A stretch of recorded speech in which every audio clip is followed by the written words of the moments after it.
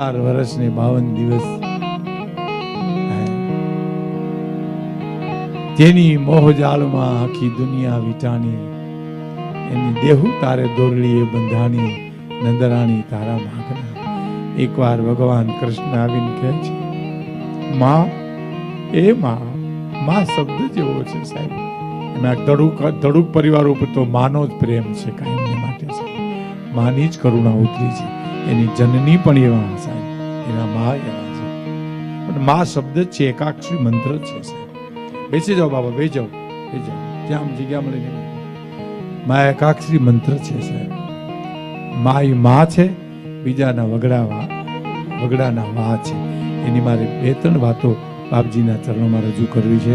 એક તો જાણીતી આપણી કવિતા છે કે મીઠા રે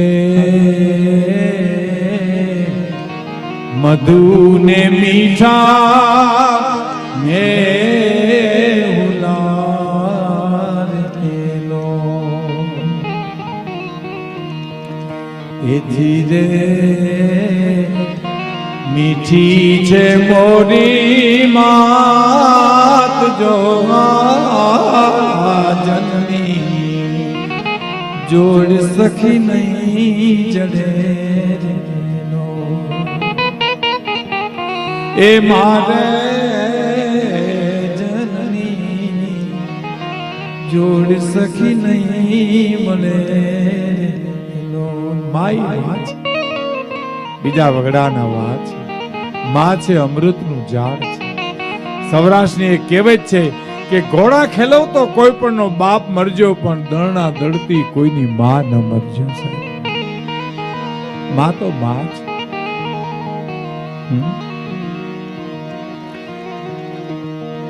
ગંગાના નીર તો વધે ઘટે એ ગંગાના નીર તો વધે ઘટે મારી માતાનો એક જ પ્રવાહ જોવા જનની જોડ સખી નહીં જડે. છત્રપતિ શિવાજી જ્યારે દુશ્મની હારે ડુંગરાની માલ પર રખડતા હતા, લડતા હતા, આથડતા હતા, એવા વખતે કોઈ માણસે આવીને કીધું કે તમારા માં જીજાબાઈ ગુજરી ગયા છે. હાથમાંથી હથિયાર પડી ગયા. શિવાજી રાતે પાણીએ રોવા માંડ્યા. સરદારો બાવડા પકડીને છત્રપતિ શિવાજીને કહે છે કે મહારાજ મરણ હરણ તો હાયલા કરે, એમાં એટલું બધું રોવાનું ન હોય. બહુ આશ્વાસનના અંતે છત્રપતિ શિવાજી જવાબ આપ્યો છે કે મને રોવું એટલા માટે આવે છે કે મને મહારાજ શિવાજી ઘણા કહેશે, મને પધારો શિવાજી ઘણા કહેશે, પણ શિવા હોઈ જાય કેનારી વહી ગઈ. આજ મારી માનો તુકારો હોયો ગયો સાહેબ. પૃથ્વી ભણશે પધારો, બીજા ભણશે બાપ, પણ માં તારો તુકારો મને ક્યાંય ન મળે કાગડા. કલ્પના કરી લેજો મિત્રો, તમે 12 ગામ ગયા હો અને ઘેરે થાકીને આવો અને ઓરડામાંથી માં એટલું કે દીકરા આવી ગયો, ત્યાં તો તમારો દુનિયાનો થાક ઉતરી જાય સાહેબ. માં છે સાહેબ. માં અને બાપ બંને આપણા તીર્થો છે. અમારા ગિરનારમાં એક સાધુ છે, એને એક મને બહુ સરસ વાત કરી. ભીખુદાનભાઈ, આ લેખ કોઈ દી ફરે નહીં. બનેલી હકીકત બાપજી, આ લેખ કોઈ દી ફરે નહીં. વિધિના આંકડા લખાઈ ગયા, પણ 3 બાપ તો એ વિધિના આંકડાને ફેરવી નાખે છે. મેં કીધું બાપજી ક્યાં 3 આંકડા? 3 બાબતું કઈ? એક કઠણ સાધના છે, તમારા આંકડા ફેરવી નાખે. વિધિના આંકડાને તમારી કઠણ સાધના એ ઉત્તરના દક્ષિણ કરી નાખે.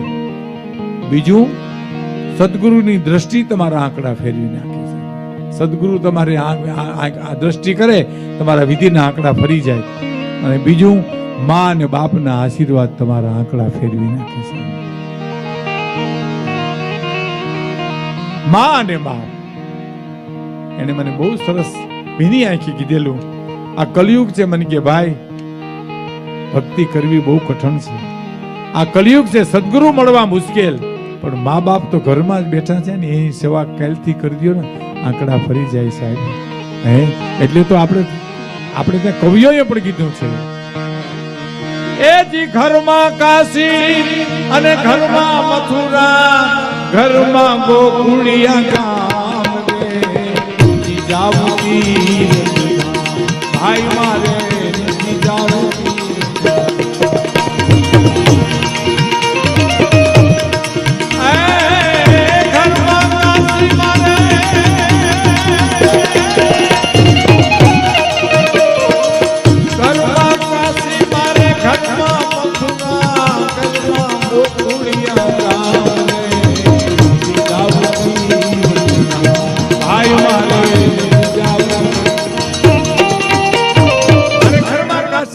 મથુરા, ઘરમાં ગોકુળિયા ગામ મારે નથી જાવું તીર્થધામ, ક્યાંય જવાની જરૂર નથી.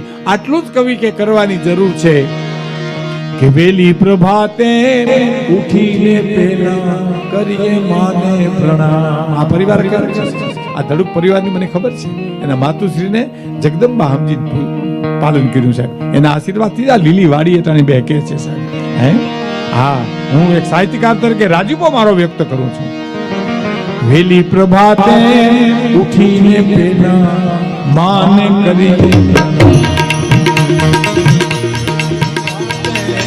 ઉઠીને પેલા કરીએ માને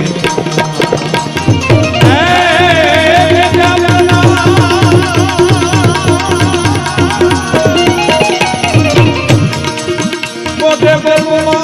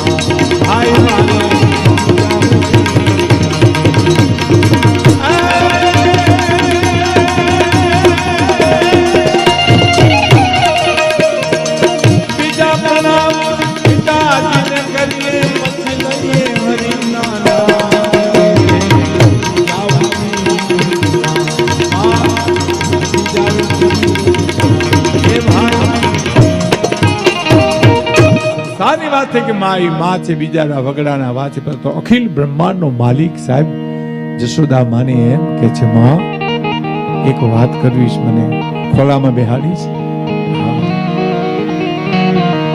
હરીન્દ્ર દવે લખે છે બાપજી મુંબઈના.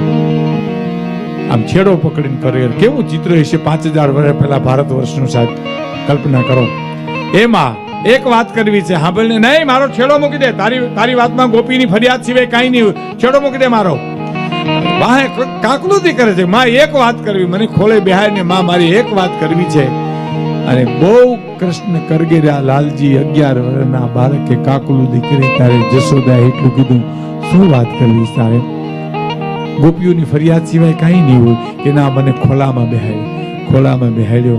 અને પછી કે છે પ્રાણો. હરીન્દ્ર દેવીની નવલકથામાં માધવ ક્યાંય નથી, મધુવનમાં એના પ્રાણ તમે વાંચજો. શું કે ખબર? માં મથુરાથી રથ રવાના થઈ ગયો છે.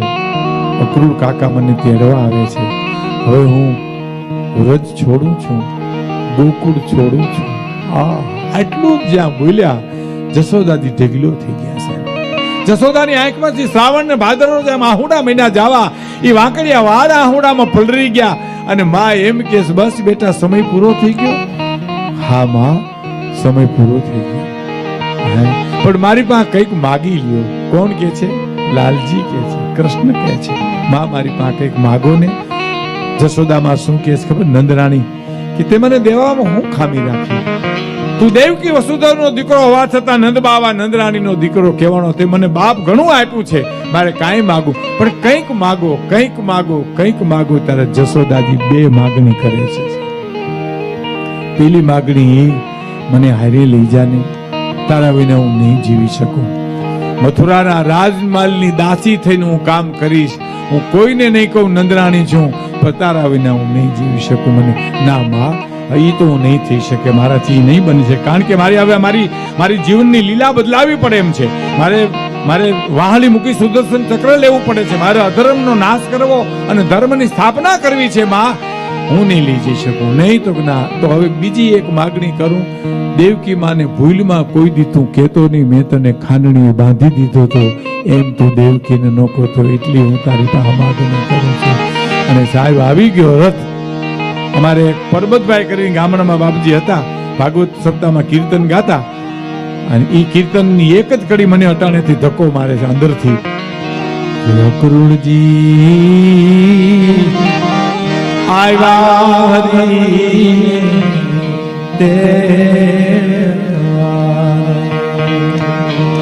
અકરુણજી એ આવ્યા છે હરી અને રથડો છૂટો છે નંદ દરબાર, વેલેરા પધારજો રે તમે ગોકુળ, વેલેરા પધારજો. ગોપીઓ હામ હામી ભટકા માંડી. કૃષ્ણ જાય છે, કૃષ્ણ આપને છોડીને જાય છે, રથ છોડે છે. એમાં રાધાજીનું કોઈ કીધું તમે તો આવો, તમારાથી પાછો વળે તો. તારા મારા ચારણ કવિ લખે છે નીતુભાઈ કે ગમન સમય પટુકા ગ્રહ્યો. કૃષ્ણ જાય ને વાહેથી પિતાંબરનો છેડો પકડ્યો. ગમન સમય પટુકા ગ્રહ્યો. કૃષ્ણ જોયું, છાંડ હુકો કહ્યો સુજાન, મૂકી દો મારો પિતાંબરનો છેડો. રાધાજી પિતાંબરનો છેડો પકડ્યો. ગમન સમય પટુકા કર્યો, છાંડ હુકો કહ્યો સુજાન. અને રાધાજીના મોઢામાંથી શબ્દ નીકળી ગયા, પ્રીતમ પ્યારે યું કહો પટુકા તજુયા પ્રાણ. પિતાંબરનો છેડો છોડી દઉં કે મારા ખોલિયામાંથી પ્રાણ છોડી દઉં? મારે શું છોડવું? રથમાં બેહી મથુરાના રાજમહેલમાં જતા રહ્યા. જ્ઞાની એક ઘટના બની. ટૂંકમાં આપને કહી દઉં તો કૃષ્ણ જમવા બેઠા છે, માં દેવકી માં એને પીરસે છે. પીરસવામાં કઈક વસ્તુ લેવા ગયા, એટલે જે થાળ હતો એને આમ બાજુમાં ખેસવી અને ભગવાન કૃષ્ણ પિતાંબર ખંભે નાખી ઉભા થઈ અને આમ દાદરો ચડી અને માજ મેળીએ વયા ગયા. માં ગોતવા માંડ્યા. ઓધવજીને કીધું તમે ગોતો તો ખરા, ક્યાં છે, ખોટું લાગ્યું, કાંઈ શું થયું, મારા પીરસવામાં ખામી પડી. અને ગોતી ગોતી ગોતી શેરીઓમાંથી આમ દાદરો ચડીને પેલી માટી મેળીએ જઈને ઓધવજી જોયું તો પહેલી વાર ગોકુળ તરફની બારી ખુલ્લી મૂકી અખિલ બ્રહ્માંડનો માલિક રુદન કરે છે સાહેબ. આંખમાંથી દળ દળ આંસુ પડે છે, રોવે છે સાહેબ. ઓહો, ઓધવજી જોઈ રહ્યા, અખિલ બ્રહ્માંડનો માલિક આટલું રુદન, પ્રભુ આમ કેમ રોવો છો? કૃષ્ણ જવાબ આપ્યો, ઓધવ રોતો નથી, મને કોક રોવરાવે છે, મને વ્રજ રોવરાવે છે, ઓધવ મને ગોકુળ રોવરાવે છે, ઓધવ મને ગોકુળનો પ્રેમ, ગાયુનો પ્રેમ રોવરાવે છે. ઓધવજી તો પંડિતાઈની પરાકાષ્ઠા કહેવાય. એને એમ થયું કે આવા ગોવાળિયાઓ, અભણ માણસો, એનો પ્રેમ તમને શું રોવરાવે કે મને રોવરાવે છે? એ પંડિતાઈની પોટલીને ગાળવી હતી, ઓગાળવી હતી. એટલે કીધું તમે જઈની ગામડાના માણસોને ઉપદેશ આપશો? તો કે હા પ્રભુ, હું જાઉં, એને ઉપદેશ આપું, હું જાઉં. કઈ આવશો? તો હાજે આવી જાય. એ નીકળ્યા અને ગોકુળના પાદરમાં જે આવ્યા તો ગોપીઓ કોઈ આમ શીશણીયું પડ્યું છે, ગાગર પડી છે, કૃષ્ણ કૃષ્ણ કૃષ્ણ કરે છે. વાતાવરણની માલિપા કણે કણમાં કૃષ્ણ ગાજે છે. અને અને ઓધવજી ગયા, ચિત્ર જોયું, ઓહો કૃષ્ણ અહીં ક્યાંય છે નહીં, છતાં તો કૃષ્ણ કૃષ્ણ કરે છે. એટલે એક ગોપીને જઈને પૂછ્યું, મારે નંદબાવાને ઘરે જવું છે, રસ્તો બતાવશો? અને ગોપી આમ હામું જોઈને કીધું, ક્યાંથી આવો છો? મથુરાથી આવું છું. શું નામ તમારું? ઓધવ જોયું, આ વર્ણન કર્યું છે સાહેબ એને. શું નામ તમારું? ઓધવજી. હા, નામ સાંભળ્યું તો જોયા આજે. આટલું કઈ ભાઈ કે જવાબ ન આપ્યો. પછી બીજી ગોપી આવીને કીધું કે નંદબાવાને ઘરે જવું છે. તો કા નંદબાવાના ઘરનું ઓધવ કોઈને પૂછવાનું ન હોય. આ પાણીનો જે ધોરિયો વયો આવે છે ને, કૃષ્ણ અમને મૂકીને વયા ગયા પછી જશોદા નંદબાવા ગાયું રોવે છે ને એ આહુડાનો ધોરિયો વયો આવે છે, એને કાંઠે ને કાંઠે વયા જાઓ ને તો નંદબાવાનું ઘર આવી જાય. પણ તા તો પંડિતાઈની પોટલી મંડી ગલવા ગાવો પ્રેમ. ઓહો! અને પાછી ગોપી એટલું બોલી, વધવ આ ધોરિયામાં પગ ન બોલતા હો, અમારી ગોકુળની ગંગા છે. અને પછી જે ઓધવજીને ગોપીએ કીધું છે કે ઓધવ એ માધવ મળે તો ન કહેજો તેદીનો રાસ તારો બાકી છે.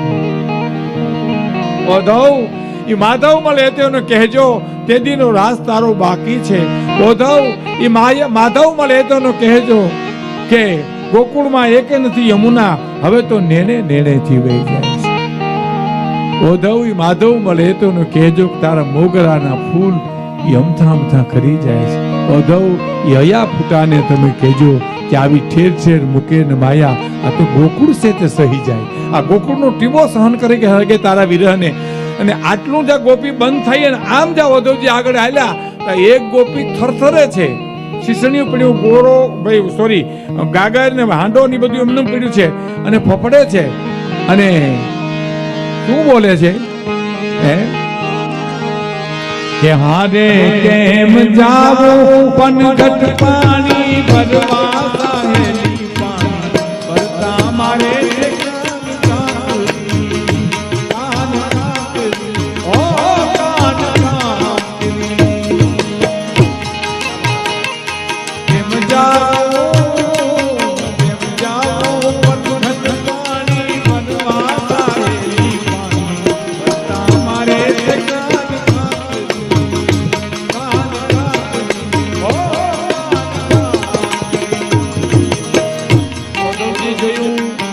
આજુબાજુમાં કોઈ છે નહીં અને કે છે કાન કાંકરી મારે છે.